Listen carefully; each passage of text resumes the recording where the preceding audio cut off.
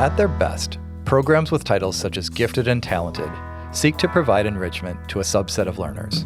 That said, these initiatives sometimes have unintended consequences, sending messages about which students are or are not capable doers of mathematics. What if there was a way educators could offer problems that extend grade-level learning to each and every student?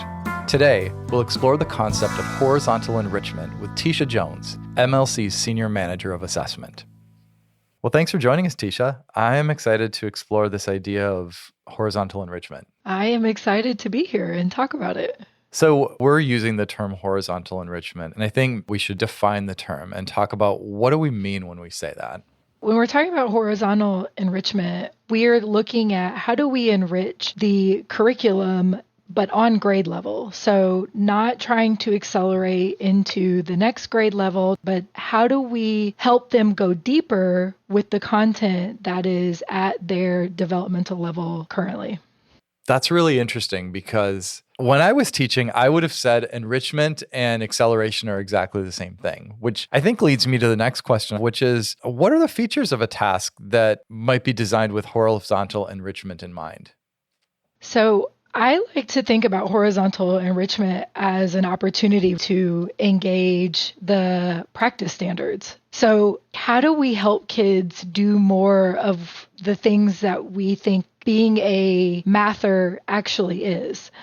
So how can we get them more invested in problem solving? How can we get them using tools? How can we get them thinking creatively in math and not just procedurally? And of course, we try to do that on a daily basis in math, but when we're enriching, we want to give them tasks that raise the ceiling of their thinking, where they can approach things in lots of different ways and push their thinking in ways that maybe they haven't, where they can apply the concepts that they're using to solve interesting and novel problems. I think that's really helpful because you're really clarifying for me one way that we could quote unquote enrich kids would be to teach them procedures that they might learn in a grade or several grades that are beyond where they're at right now. But what you're suggesting is that enrichment really looks like problem solving and novelty and creativity. And we can do that with grade level ideas. Am I making sense of that correctly? Absolutely. And I get excited because I also think that it's fun working a problem where the path is not clear cut to get to the answer, and try some things out and see what happens and look at how can I learn from what I did to make new decisions to try to get to where I'm going. To me, that's bringing in the joy of doing math. So this is interesting. I think that maybe the best way to unpack these ideas might be to look at a specific task. So I'm wondering, is there a specific task that you could help us take a look at more closely? Absolutely. So we're going to take a look at a task from third grade, and it comes out of Concept Quest, which is a supplemental resource that's published by Math Learning Center. And this task is called the lasagna task. So I'm just going to read it, and then we can talk about what is it asking kids to do. So it says you need to assume that you like lasagna and would like as much lasagna as possible. For each of the would you rather scenarios below, justify your reasoning with equations, pictures, or both. So that's the setup for the kids. And then there's 3 would you rather scenarios. So the first is, would you rather share 3 lasagnas between 2 families, or share 4 lasagnas between 3 families? Would you rather share 4 lasagnas between 6 families, or share 3 lasagnas between 4 families? And the last one is, would you rather share 5 lasagnas between 3 families, or share 6 lasagnas between 4 families? This is so great. There's so much to unpack here. To step back and try to analyze this, what are some things that you would want us to notice about the way this task is set up for kids? So there's a few things. The first thing is I love that there's this progression of questions, right, of scenarios. I think what's also really important is when you're looking at this on the page, there's no front loading here. There's no, well, let me tell you about how to do this. This is just, I'm going to give you this problem and I'm going to ask you to just take a stab at it. Give it a shot. So what we want kids to do is start to learn, how do you approach a problem? What is your first step? What things do you do to make sense of what it's asking? Do you draw a picture? Do you start with numbers? Do you try to find important information? How do you even get started on a problem? And that's so important, right? That's a huge part of the process of problem solving. And when we front load for kids, we take away their opportunities to work on those skills. So there's a couple things that jump out for me when I've been reading the text of what you were reading aloud to the group. One bit is this language at the end where it says, for each of the would you rather scenarios below, justify your reasoning with equations, pictures, or both. And that language just pops out for me. I'm wondering if you could talk a little bit about the choice of that language in the way that this is set up for kids. Oh, I love that language. So I think this is amazing for kids because as a teacher, we've all had kids that come up to us and they hand us their paper and they say, is this right? And when we ask them to justify their response, I think we're putting the responsibility back on them to be able to come up to me and say, I think this is right because of this. So now who is owning what they did? The kids are owning what they did, right? And they're owning it because they've gone through this process of trying to prove it, not just to somebody else, but to themselves. If you're justifying it, you should be able to go back through and say, well, because I did this and this is this, and because I did this next step, and this is how this worked out, this is why I know my answer is correct. And I love that kids can own their own answers and their own work to be able to determine whether it makes sense or not. I'm going to read a part of this again because I just think it's worth lingering on and spending a little bit of time thinking about how this question structure impacts kids or has the potential to impact kids. So I'm going to read it again for the audience. Would you rather share 3 lasagnas between 2 families or share 4 lasagnas between 3 families? So listeners, just pause for a second and think about the mathematics in that question. And then also think about what mathematics might come out of it. What is it about the structure of that question that creates space for kids to solve problems, encounter novelty, and make decisions? Well, Tisha, since we can't hear their answer, I would love it if you could share a little bit of your thinking. What is it about the design that you think creates those conditions for kids? So while there is an implied operation, it's not necessarily an obvious operation, right? I think that it is something that easily lends itself to drawing a picture, which I think when students start modeling the scenario, they now have, that opens up all kinds of creativity, right? They're going to model in the way that they're seeing it in their head. They're not focused on trying to divide this number by that number. They may not even at first realize that they're working with fractions. But by the end of it, because it's something that they can model, there's still a lot of room for them to be able to find success on this task, which I think is really important.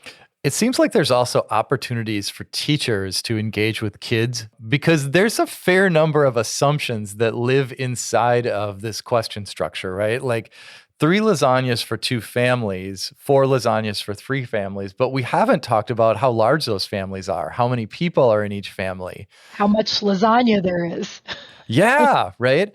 Absolutely. So I think it's also fair to say that maybe a kid would decide that the 4 lasagnas between 3 families, those are going to need to be bigger pans of lasagna. So how are they bringing in their world experience with feeding people and having to make these decisions? There's nothing in here that says that the lasagnas have to be the same size or that the families have to be the same size. So as they're justifying the way that they would go, as a teacher, I'm looking for, is their justification a sound justification? Well, the thing that I started to think about too is if you did introduce the variable that, oh, this family has 3 members and this family has, say, 12, well, how many lasagnas would you need in order to give an equal share to the family with 12 versus the family with 3? There's a lot of ways as a teacher that I can continue to adapt and play with the ideas and really press kids to examine their own assumptions and their own logic. Absolutely. Yeah. So I think that's a really great point too, is that there's a lot of room to even extend these problems further. Would your answer change if you knew that one family was a family of 6 people? So you can even push their thinking even further than what's just on the paper.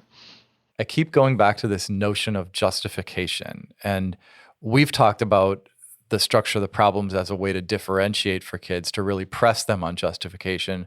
But the other side of the coin is, as an educator, it really gives me a chance to understand my students' thinking and then continue to make moves or offer tasks that either shine a light on the blind spots that they have or extend some of the ideas in interesting and productive ways. Yes, I would agree with that. So I want to play with a couple more questions, Tisha. One of the ones that we touched on right at the beginning was this idea that a task can be characterized as enriching and challenging, and yet it can still be at a student's grade level. And I think that really stands out for me, and I suspect it probably might be a challenging idea for educators to get their heads around, especially if you've been a teacher and for the majority of your career, acceleration and enrichment have meant the same thing. Can you unpack this just a little bit for the audience, this idea of enrichment? So I like to think about enrichment as, how do we help our students think more deeply? There's so much room within a school year for a particular concept, for example, like let's say with fractions. There's a lot of room for students to think about things in ways they haven't thought about, or ways that maybe we don't ask them to think about things in the curriculum, that if we don't give them the opportunity, they're not going to, right? With enrichment, it's like we're giving them more opportunities to apply what they're learning about concepts. The other thing that I think is really important about enrichment is that it isn't just for the kids that maybe characterize as being your high level students, because enrichment is still important. Problem solving is still important for all kids, no matter where they are computationally. We want to make sure that all kids are getting opportunities to be problem solvers, to apply their thinking in ways that work for them and not just the ways that we're asking them to through our curriculum. Acceleration, I think, often applies when kids are just well beyond grade level, but enrichment is really for every single kid. Yeah, I think you answered at least partly the question that I was going to pose next, which was a question about access, because at least with Concepts Quest, which is the MLC supplemental resource, we would describe this as a tool that should be made available to all students, not a particularly small subset of students. And I'm wondering if you can talk a little bit more about the case for that. So if we go back to our lasagna problem, once our kids have had opportunities to read it and make sense out of it, at that point, I truly believe that there is an entry point in these problems for any kid. These are not dependent on computation. So a student can draw pictures. I believe that all of my students that I've had throughout my years of teaching were capable of drawing a picture to model a problem. Then I really believe that a good problem can have an entry point for every student. The other thing that you're really making me think about is how much we've equated the idea of enrichment, acceleration. We've fused those ideas and we've really associated it with procedure and calculation versus problem solving and thinking creatively? I think that happens a lot. I think that's a lot of how people think about math. It's who can do it fast, who can get there. But what I think our goal is to create students who are not just able to be calculators, but who are able to apply their understandings of multiplication, addition, subtraction, division. They can apply them to novel problems. Yeah, and the real world isn't designed with a set of preset, here's what you should do, repeat directions. I would love some of those. Where can I find them? This has been fascinating, and I think we could and probably should do more work on rounding up, talking about these versions of enrichment that are available for all kids. And I have a suspicion that this conversation is going to cause a lot of folks to reassess, reevaluate, and reflect on how they've understood the idea of enrichment. I'm wondering if we can help those folks out.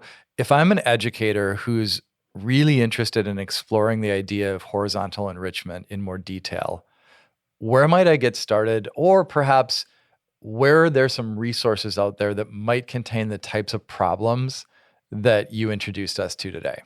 Well, of course, I have to say Concept Quest. We put a lot of work into creating some really great tasks, but some other places where you can find tasks that are engaging and help kids to think more deeply are Open Middle, Enrich, and UCubed are just a few resources that I can think of off the top of my head. Oh, those are great ones. Tisha, thank you so much for joining us. It's really been a pleasure to have this conversation. This has been so fun. This podcast is brought to you by the Math Learning Center and the Meyer Math Foundation, dedicated to inspiring and enabling individuals to discover and develop their mathematical confidence and ability.